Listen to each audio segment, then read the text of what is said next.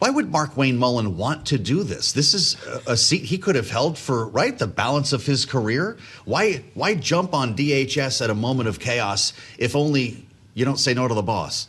Well, perhaps the Senate isn't as much fun as some people think it is, and people want it out. Bored? But yeah, I think it could be. But I think it's a really good question, Joe, because the reality is that I think the policies that are really guiding the Department of Homeland Security are going to be driven by the White House, and particularly by Stephen.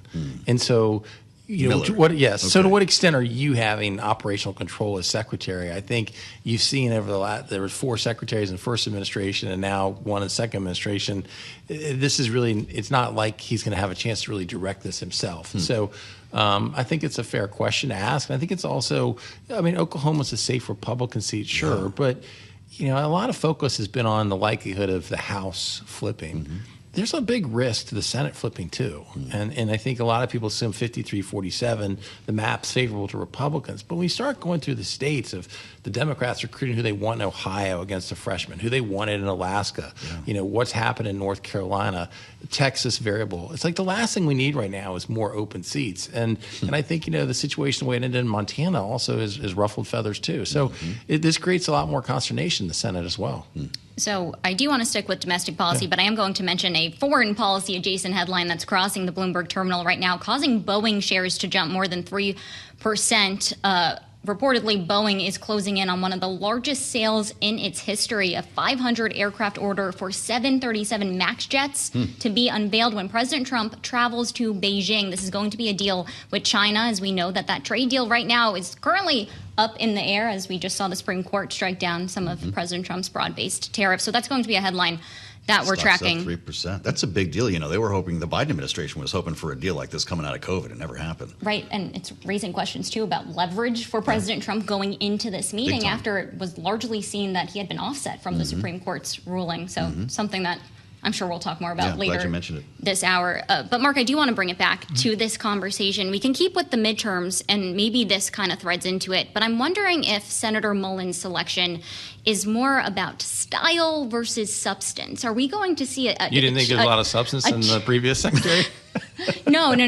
More along the lines of a question. Are we actually going to see policy change here when we know Democrats are demanding some changes when it comes to DHS, and maybe there just needed to be a different type of messenger amid what had been bipartisan pushback to the last DHS secretary? Well, look, senators like their own, and so I don't think there's any doubt the Senate will confirm Markwayne Mullin. So that's a plus as far as who the replacement pick is. But again, I think that the policy is not going to change. The policy is still being driven by the White House and by Stephen Miller on Homeland Security issues. And so, yes, you might have a different face for them, but you're not really going to have a change in the policies.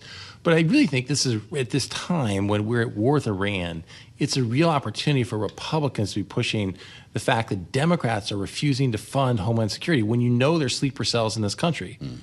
And instead, there's so much chaos that you're actually not allowed to get on offense and prosecute the case against Democrats for not funding it. Instead, you're sitting here having news interviews every day about the chaos with the outgoing secretary and what are the chances for the new secretary. And so Republicans are really missing an opportunity here politically to be scoring points about Democrats keeping DHS shut down. Speak to us about the significance of this change. You saw a lot of cabinet secretaries come and go in the first term. The president has been very careful to not give anyone the opportunity to use the word fired. And I think a number of folks reached for that line of first to be fired. Well, then there was Michael Waltz. Well, he didn't get fired either. Do we just reassign people now? You send them to another parish in this second term? Well, I think that there's probably been too much sensitivity to that. Yeah. And yes, I think I'm not offering a vote of confidence when you're having constant turnover. But frankly, I think Americans sent Donald Trump in part because of the role he played on Apprentice. They wanted somebody to go to Washington, D.C. and fire them all and basically take a wrecking ball to Washington, D.C. And so how much that really hurt him, I don't know. And I've questioned a lot of his picks in the second administration, and I think probably would have benefited from replacing some of them sooner. Wow. We did promise that we would ask you about foreign policy, and you already brought it up in some ways, too. There's reporting that congressional Republicans are bracing for this White House to ask them for a supplemental funding request for the Pentagon to help bolster our own defenses as the Iran campaign continues. I'm wondering if you have any sense of how much money we're potentially talking about here, and what the appetite right now is on Capitol Hill, the pressure to make sure that we are adequately funding as the military operation continues. I would imagine you see a pretty large ask, and I think the reality is that in the time of war, that those are generally approved by Congress, and it's perceived if you're voting against our troops if you're opposed to it. And the reality is that, I think that truly this is a transformational opportunity for President Trump. I applaud his decisions. I think after 47 years of all the attacks, whether it's our embassy or whether the attacks in Beirut or funding Hamas and Hezbollah, the fact that Iran for 47 years has been prosecuting a war against the West and demanding death to America and death to Israel, it's about time that we actually had this action. So I applaud him for it. But Tyler, I think the concern that I would have if I'm in Congress elected Republican is that I think the president lowering energy prices for the first 15 months masked a lot of his trade policy implications. Now that you have energy prices spiking, I think you're going to see the real downside of these tariff policies, and you see inflation coming back as you're heading into the midterms. And so I think I applaud the foreign policy move, but I think there are really significant implications you head in the midterms if you continue to see inflation like this. You would have been walking over this supplemental request, right, in the old days as the head of Leg Affairs in the White House. Democrats are going to say, whoa, I thought we had the first $1 trillion budget in history for the Pentagon, and it just went up by 50%. Why do we need more?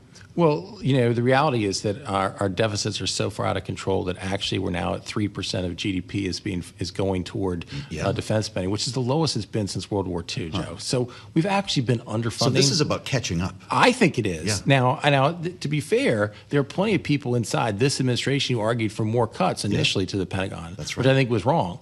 But I think we have been underfunding it. So, but I think at times, typically when you're going to see something like this is you'll see other stuff put in the bill.